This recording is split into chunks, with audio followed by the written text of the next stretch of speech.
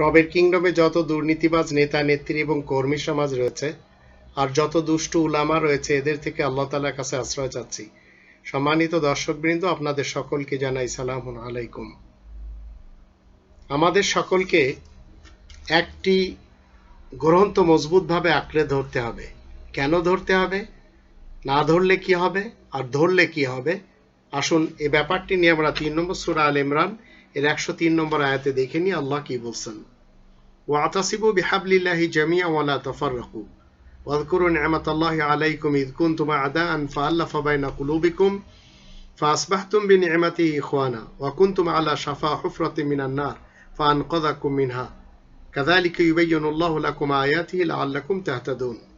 তোমরা সবাই আল্লাহ তাআলার রজ্জু তথা এই কোরআনকে একত্রে মজবুতভাবে আঁকড়ে ধরো, আর তোমরা ফিরকা ফিরকা হয়ে যেও না। তোমরা স্মরণ করো আল্লাহ যে নিয়ামত তোমাদেরকে দান করেছেন, যখন একে অন্যের দুশমন ছিলে, কিন্তু আল্লাহ তোমাদের মনে আকর্ষণ পয়দা করেছেন, তারই নিয়ামতের ফলে একে অন্যের ভাই রূপে গণ্য হয়ে গেছো।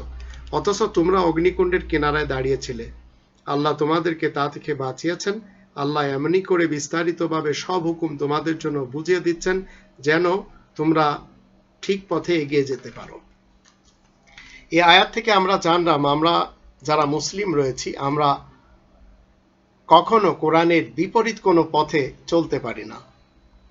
কোরআনের বিপরীত পথে চলছে এবং চালাচ্ছে ইবলিস এবং শয়তান আর তাদের দোসররা। ইবলিসের মূল কাজ কি? আল্লাহ তাআলার দেয়া এই যে দিন, সেই দিন থেকে মানুষকে সরিয়ে ফেলা, আর ইবলিস সেটা করে যাচ্ছে, আর আল্লাহ তাআলার দেয়া এই প্রকৃত দিনকে বিকৃত করে যাচ্ছে।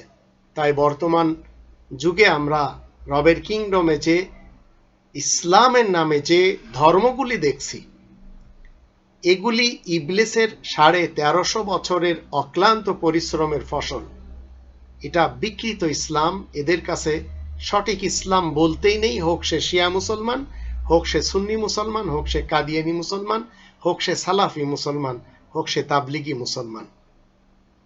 এদের কাছে যে ইসলাম রয়েছে, এই ইসলাম প্রকৃত ইসলাম না, কোরআনের ইসলাম না। বাংলাদেশে এবং বঙ্গদেশে এমন কিছু ইবলিস পীর রয়েছে, ইবলিস নেতা রয়েছে, ইবলিস ইমাম রয়েছে, ইবলিস বক্তা রয়েছে, ইবলিস হুজুর রয়েছে। এদের মূল কাজগুলি কি? এই ইবলিস বাঙালিগুলোর মূল কাজ হলো আল্লাহ তাআলার দেয়া এই দিন থেকে মানুষকে সরিয়ে নিয়ে যাওয়া, আর তারা সেগুলি করছে আল্লাহ তাআলার দেয়া প্রকৃত দিনকে বিকৃত করে। তাই বর্তমান এদের কারোর কাছে রয়েছে, যেমন দেওবান শহর থেকে দেওয়া একটি মতবাদ, শয়তানদের হিজবুত তাওহীদের ইমামের দেওয়া একটি মতবাদ, বেরেলি শহর থেকে আহমদ রেজা খান সাহেবের দেওয়া মতবাদ, খোরাসান থেকে দেওয়া সালাফিদের মতবাদ, বাগদাদ থেকে দেওয়া হানাফিদের মতবাদ, কাদিয়ান থেকে দেওয়া কাদিয়ানি আহমদীদের মতবাদ, কারবালা থেকে দেওয়া শিয়া ইমামিদের মতবাদ, নিজামুদ্দিন থেকে দেওয়া তাবলিগি জামাতের জুবায়ের গ্রুপ এবং সাদ গ্রুপের মতবাদ। এভাবে একটির পর একটি মতবাদ বাঙালি কমজোর মুসলমান যারা, তারা সমানে খেয়ে চলেছে, তারা গিলে গিলে খাচ্ছে, হজম করেও যাচ্ছে। তাই এদেরকে এদের বক্তারা, এদের নেতারা, এদের ইমামেরা এগুলি খাওয়াচ্ছে, আর তারা ইনকাম করে নিচ্ছে এদের পকেট থেকে 2 পয়সা। আর মুসলিমরা, আমরা যারা আল্লাহ তাআলার বিধান মেনে চলেছি, আমরা এই 3 নম্বর সূরা আল ইমরানের 103 নম্বর আয়াতের দৃষ্টিতে কোরআনকে মজবুতভাবে আঁকড়ে ধরেছি, আর এই সকল বাতিল মতবাদধারীদের সাথে সম্পৃক্ততা ঘোষণা করতে আমরা পারি না।